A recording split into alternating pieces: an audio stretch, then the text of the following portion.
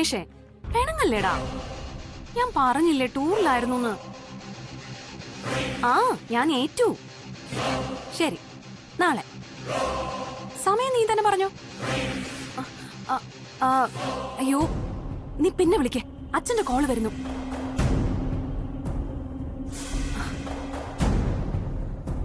ആ ജെയിംസേ, ഞാൻ നിന്നോട് പിണക്കുവാ. രാവിലെ മുതൽ നിന്റെ ശബ്ദം ഒന്ന് കേൾക്കാൻ ഞാൻ എത്ര കൊതിച്ചെന്നറിയാവോ. എന്നിട്ട് ഇപ്പോഴാ നീ വിളിക്കുന്നേ? ആ ഏ, നിന്റെ പുതിയ പാട്ടിന്റെ റെക്കോർഡിംഗ് ആയിരുന്നോ? ആ, കേക്കട്ടെ.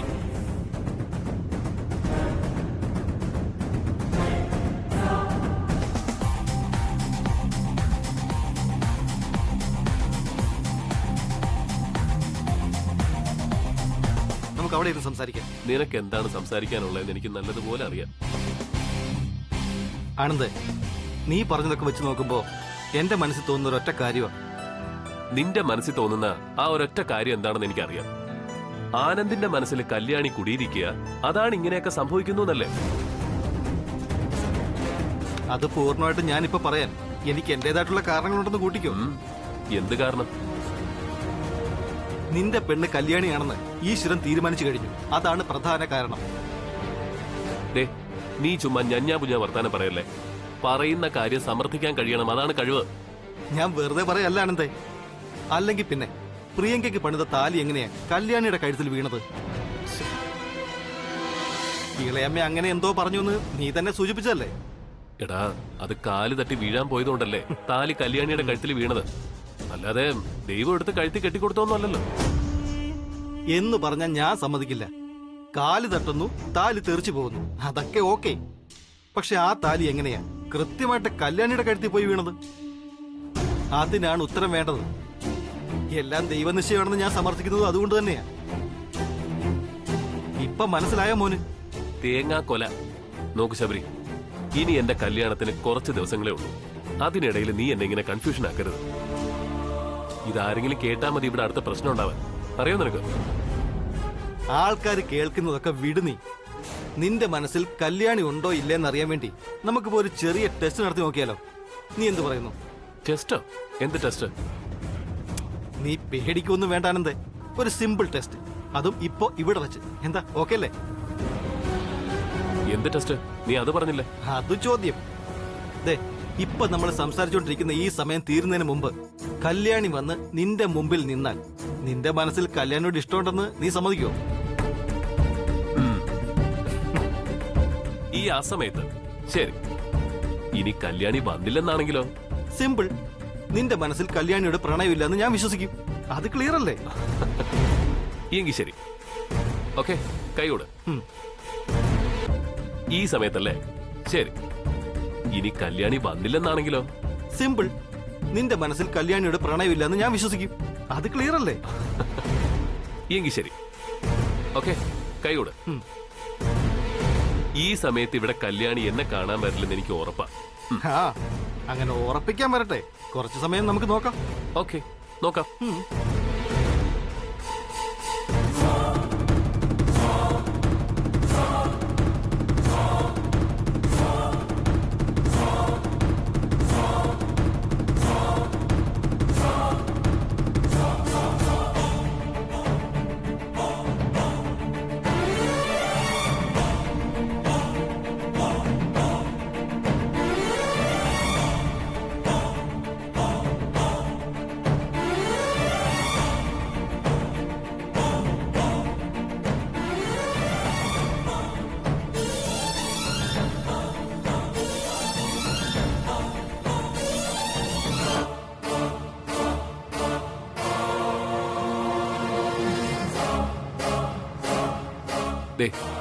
ഇനി വെറുതെ കല്യാണിയെ വെയിറ്റ് ചെയ്തിരുന്നിട്ട് യാതൊരു കാര്യമില്ല. കല്യാണി ഉറങ്ങിയിട്ടുണ്ടാവും. സത്യം പറഞ്ഞ ഇപ്പൊ എനിക്കൊരു കോഫി കുടിക്കണമെന്നുണ്ട്. പക്ഷേ ഇപ്പൊ ഞാൻ കല്യാണിയെ വിളിച്ചൊരു കോഫി ചോദിച്ചാ അത് നീ നമ്മുടെ ഈ ടെസ്റ്റുമായിട്ട് കൂട്ടിക്കലർത്തും. അതുകൊണ്ട് വേണ്ടെന്ന് നോക്കിയ. അപ്പൊ നമ്മുടെ ടെസ്റ്റിൽ തോറ്റ സ്ഥിതിക്ക് ഇനി നിനക്ക് സ്ഥലം വിടാം. പിന്നെ ഇനിയെങ്കിലും എന്റെ മനസ്സിൽ കല്യാണിയോട് പ്രേമമുണ്ട്, മണ്ണാങ്കട്ട ഉണ്ടെന്നൊന്നും പറഞ്ഞുകൊണ്ട് വരരുത്. പറഞ്ഞില്ലെന്ന് വേണ്ട. Good night. Good night.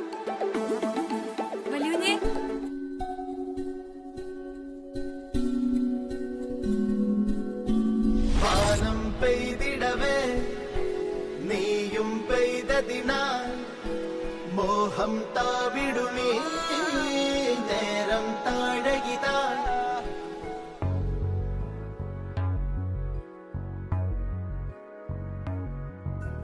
വാനിൽ ചന്ദ്രിക തെളിഞ്ഞിതാ നിറഞ്ഞേ നിൽക്കേ നീയൻ ചാരയായി ചേർന്നിതാ അഴകേ. വാനിൽ ചന്ദ്രിക തെളിഞ്ഞിതാ നിറഞ്ഞേ നിൽക്കേ നീയൻ ചാരയായി ചേർന്നിതാ അഴകേ.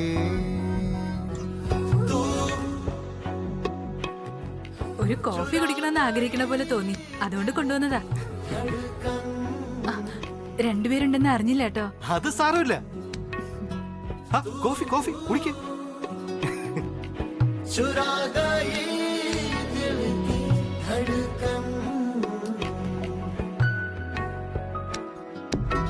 വാനിൽ ചന്ദ്രിക അപ്പൊ മജു എല്ലാം പറഞ്ഞ പോലെ ഗുഡ് നൈറ്റേ. നീയൻ ചാരയായി ചേർന്നിതാ അഴകേ. വാനിൽ ചന്ദ്രിക തെളിഞ്ഞിതാ നിറഞ്ഞേ നിൽക്കേ നീയൻ ചാരയായി ചേർന്നിതാ അഴകേ. വാനം പെയ്തിടവേ നീയും പെയ്തതിനാൽ മോഹം താവിടുമീ നേരം താഴകിതാ.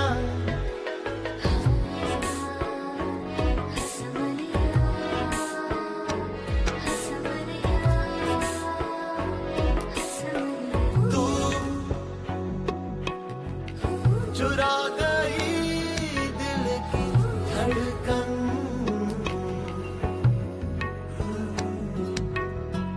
तू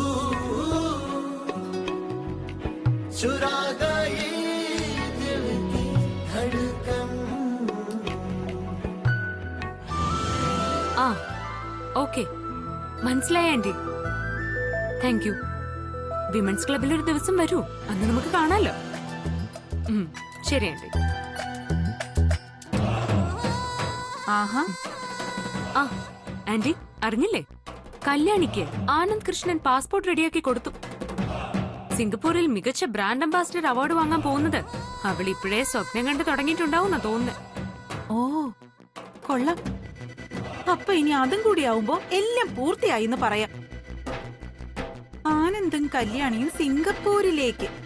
ഹോ, ആ അടുക്കളക്കാരിയുടെ ഒരു യോഗേ. അടുക്കളയിൽ നിന്ന് നേരെ അന്യനാട്ടിലേക്ക്. രാജയോഗം അല്ലാതെ എന്ത് പറയാന്. ആ ഏതായാലും 2 or 5 ദിവസം അവിടെ ഒറ്റയ്ക്ക്. ആ എന്ത് സംഭവിക്കുമെന്ന് ഞാൻ പറയണ്ടല്ലോ അല്ലേ. ഒന്നും സംഭവിക്കില്ല. സിംഗപ്പൂരിലേക്ക് ഒരു കല്യാണിക്കും പോകാൻ പറ്റില്ല. കാരണം കല്യാണം കഴിഞ്ഞ 2ാമത്തെ ദിവസം സിംഗപ്പൂരിൽ വെച്ച അവാർഡ് ഫംഗ്ഷൻ. അതിനി ഞാനും ആനന്ദം കൂടിയുള്ള ഹണിമൂൺ ട്രിപ്പാക്കി മാറ്റും ഞാൻ. എന്റെ കഴുത്തിൽ ആനന്ദിന്റെ താലി കയറി കഴിഞ്ഞാലേ ആന്റി കണ്ടോ ഈ പ്രിയങ്ക വർമ്മയുടെ പവർ എന്താണെന്ന്. അതൊക്കെ ശരിയാ. എന്നാലും തട്ടാൻ പൊന്നൊരുക്കി പണിത താലി അവളുടെ കഴുത്തിലേക്ക് വീണത് നീ കണ്ടില്ലേ? അതിന്റെ അർത്ഥം ദൈവം അവളുടെ പക്ഷത്താണെന്നാ. അതുകൊണ്ട് ഇനിയുള്ള നിർണായകമായ ഓരോ സ്റ്റെപ്പും നീ കരുതലോടെ വേണം വെക്കാൻ. അവളുടെ ഉള്ളിൽ ആനന്ദിനോട് പ്രണയം മുളച്ചിട്ടുണ്ടെങ്കിൽ അത് മുളയിലേ നുള്ളി അറിഞ്ഞിരിക്കണം. നുള്ളിയല്ല, അറുത്തു മുറിച്ചെറിയും ഞാൻ. ഏതായാലും ആന്റി ഒന്ന് ഉറപ്പിച്ചോ, അവള് കാരണം എന്റെ കല്യാണത്തിന് എന്തെങ്കിലും തടസ്സം വന്നാ പിന്നെ ആ ദാസൻ ഡ്രൈവറും മക്കളും ഈ ഭൂലോകത്ത് ജീവനോടെ ഉണ്ടാകില്ല. ഇത് പ്രിയങ്കയുടെ തീരുമാനമാണ്, ആർക്കും മാറ്റാനാവാത്ത തീരുമാനം. അയ്യോ ഷെയിം ഷെയിം. കഷ്ടം തന്നെ. ഇതൊക്കെ പഴയ ഡയലോഗല്ലേ. ഇപ്പൊ ഇതിനൊന്നും ഒരു പഞ്ചില്ല ചേച്ചി. ആൾക്കാര് കൂന്ന ഉറപ്പല്ലേ. എന്താടി നീ ഈ പറയുന്നേ? അല്ല, ഈ ഇരുട്ടത്ത് നീ എവിടെ പോയിരുന്നതാ? ഞാനൊരു ഫിലിം കാണുമായിരുന്നു, നല്ല റൊമാൻറ്റിക് മൂവി. എന്താ രണ്ടാൾക്കും വിശ്വാസമില്ലാത്ത പോലെ? പ്രണയത്തിന്റെ നിലാച്ചരിവിൽ ലൈലയും മജ്നുവും രമണനും ചന്ദ്രികയും കറുത്തമ്മയും പരീക്കുട്ടിയും മൊയ്തീനും കാഞ്ചനമാലയും പാടി നടക്കുന്നത് നിങ്ങൾ കേൾക്കുന്നില്ലേ? നിങ്ങളൊക്കെ ഒന്ന് കാതോർത്ത് നോക്ക്. നീ എന്താടി വല്ലതും കണ്ട് പേടിച്ചോ? രാത്രി കാലത്ത് ഇങ്ങനെ പുറത്തിറങ്ങി നടക്കരുതെന്ന് 100 വട്ടം പറഞ്ഞിട്ടുള്ളതല്ലേ. അയ്യോ ആന്റി, ഞാനൊന്നും കൊണ്ട് പേടിച്ചതല്ല. പിന്നെ ആ അവിടെ ആരും അറിയാതെ ഒരു പ്രണയം പൂവിടുന്നത് ഞാൻ കണ്ടു. നമ്മുടെ ആനന്ദേട്ടനും ആ നശിച്ച കല്യാണിയും തമ്മില്. ആനന്ദ കല്യാണിയും തമ്മിൽ പ്രേമോ? കാര്യം എന്താന്നൊന്ന് തെളിച്ച് പറഞ്ഞീ.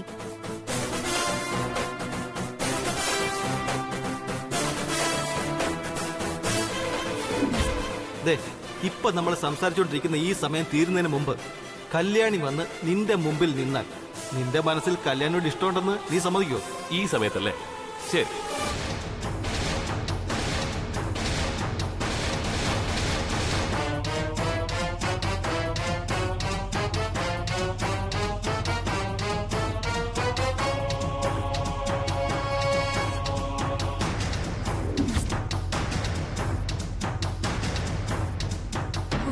വാ ആന്റി, അവളോട് ഇന്ന് തന്നെ എനിക്ക് ചിലത് ചോദിക്കണം. അല്ല പ്രിയങ്കേ, ഈ പ്രേമ കഥയൊന്നും അവൾക്കറിയില്ലല്ലോ.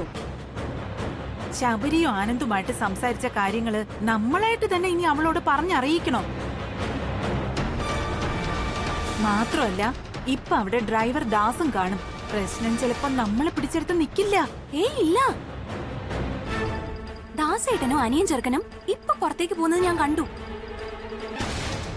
എനിക്ക് തോന്നുന്നത് അവരെന്തോ പുറത്തുനിന്ന് വാങ്ങാൻ പോയതാണെന്നാ. അവരുണ്ടായാലും ഇല്ലെങ്കിലും എനിക്കതൊരു വിഷയമേ അല്ല. എനിക്കിപ്പോ അറിയണം അവൾക്ക് ആനന്ദിനോട് പ്രേമമാണോ അല്ലയോ എന്ന്. ആന്റി വരുന്നെങ്കി വാ, ഞാൻ ഏതായാലും ചോദിച്ചിട്ട് അടങ്ങൂ.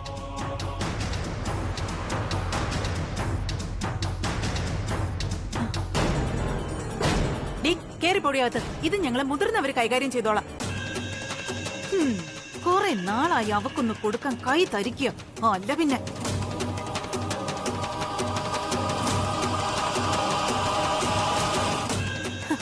കല്യാണി, അപ്പൊ ഓൾ ദി ബെസ്റ്റ്.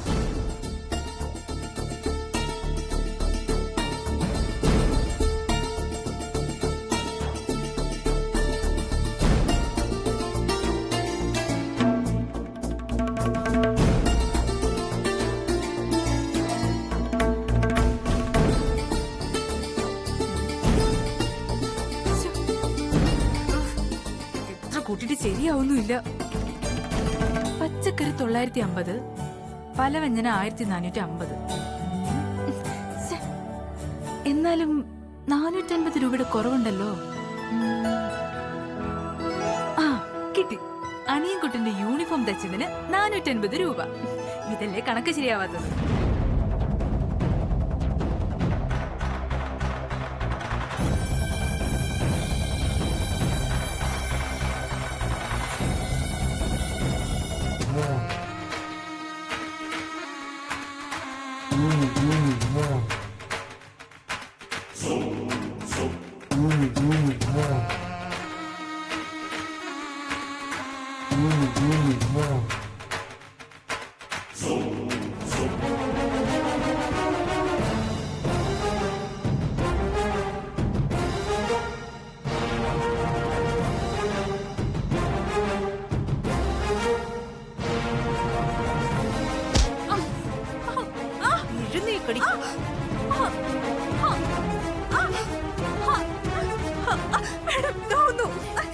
എന്തായി കാണിക്കണേ?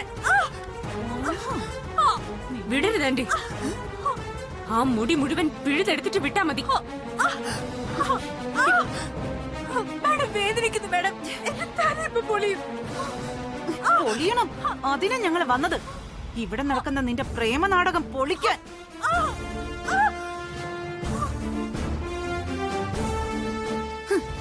തട്ടാൻ വന്ന് പൊന്നൊരുക്കി ഉണ്ടാക്കിയ താലി നിന്റെ കഴുത്തിൽ തെറിച്ച് വീണപ്പോ എന്തൊക്കെയോ മോഹങ്ങൾ അങ്ങ് പൂത്തുലഞ്ഞു അല്ലേടി? മാഡം, ഞാനൊന്നും ബോധപൂർവം ചെയ്തതല്ല. ഞാൻ തട്ടി വീഴാൻ പോയപ്പോ ആ താലി എന്റെ കഴുത്തിൽ വന്ന് വീണതാ. ആഹാ, നീ വീഴുമ്പോ ആ താലി എങ്ങനെ കൃത്യമായിട്ട് നിന്റെ കഴുത്തിൽ തന്നെ വന്ന് വീണു? നീ എന്തൊക്കെയോ വശീകരണ വിദ്യകൾ ചെയ്തു വെച്ചിട്ടുണ്ട്. അല്ലാതെ ഇങ്ങനെയൊന്നും സംഭവിക്കാൻ യാതൊരു വഴിയുമില്ല. പറയടി, അവന് നിനക്ക് കിട്ടാൻ വേണ്ടി നീ ഏതോ ദുർമന്ത്രവാദിയെ കൊണ്ട് വശീകരണം നടത്തിയിരിക്കുകയല്ലേ? അയ്യോ, എന്റെ ദേവി, എന്തൊക്കെ പാപങ്ങളാ ഈ പറയണേ? ഞാൻ ദുർമന്ത്രവാദി കൊണ്ട് വശീകരണം നടത്തിയേ? എന്തിന്? നീ ആനന്ദിനെ പ്രേമിക്കുന്നതുകൊണ്ട്. അല്ലാതെ പിന്നെന്തിനാ?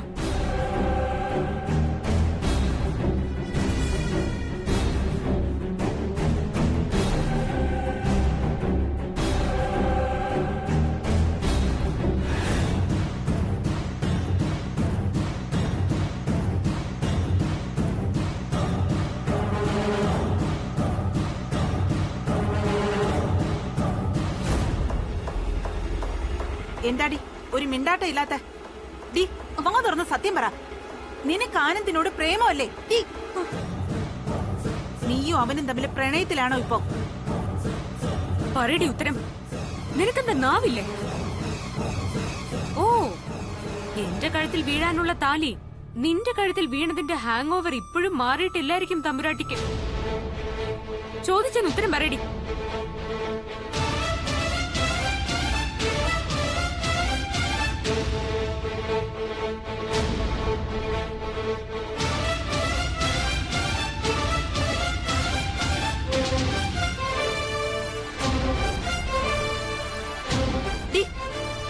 ഞങ്ങള് രണ്ടുപേരും മാറി മാറി ചോദിച്ചിട്ടും ഒന്നും മിണ്ടാതെ പൊട്ടിയെ പോലെ അഭിനയിച്ചങ്ങ് രക്ഷപ്പെടാന്ന് വിചാരിക്കണ്ട നീ. നിന്നെ കഴുത്ത് ഞെരിച്ച് കൊന്നിട്ടാണെങ്കിലും രണ്ടിലൊന്നും അറിഞ്ഞിട്ടേ ഇന്ന് ഞങ്ങള് പോവും. പറയടി.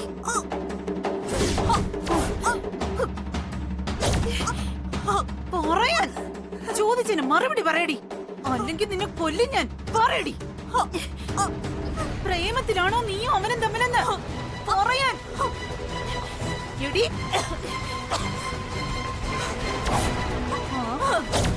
നിനക്ക് പറയാൻ വയ്യട്ടെ. എന്താടി ഒന്നും മിണ്ടാത്തെ?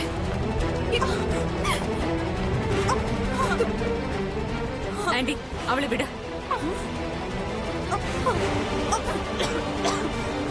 അവളോട് ഇങ്ങനൊന്നും ചോദിച്ചിട്ട് ഒരു കാര്യമില്ല. പഠിച്ച കള്ളിയെ ഇവളെ കൊണ്ട് എങ്ങനെ പറയിപ്പിക്കണമെന്ന് എനിക്കറിയാം.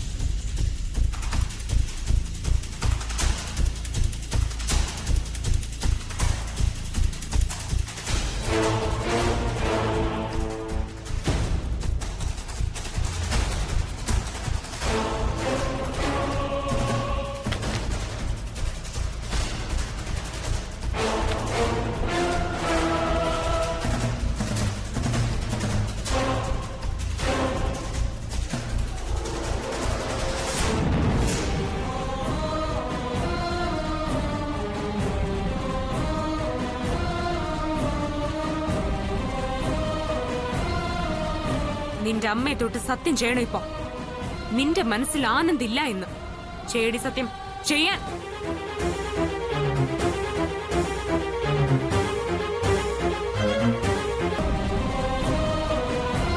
നിന്റെ അമ്മയെ തൊട്ട് സത്യം ചെയ്യണം ഇപ്പൊ. നിന്റെ മനസ്സിൽ ആനന്ദില്ല എന്ന്. ചേടി സത്യം ചെയ്യാൻ.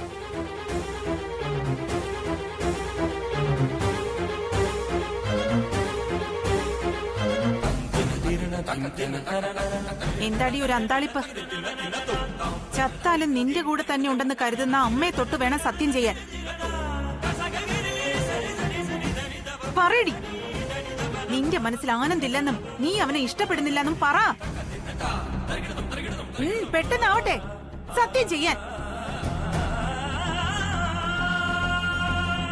എന്താടി പാറ പോലെ നിൽക്കുന്നേ?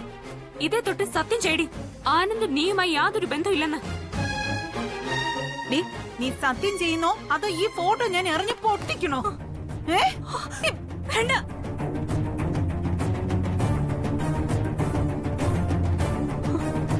ഞാൻ സത്യം ചെയ്യാം മാഡം, അത് പൊട്ടിക്കരുത്. ചേടി ചെയ്യടിയാ.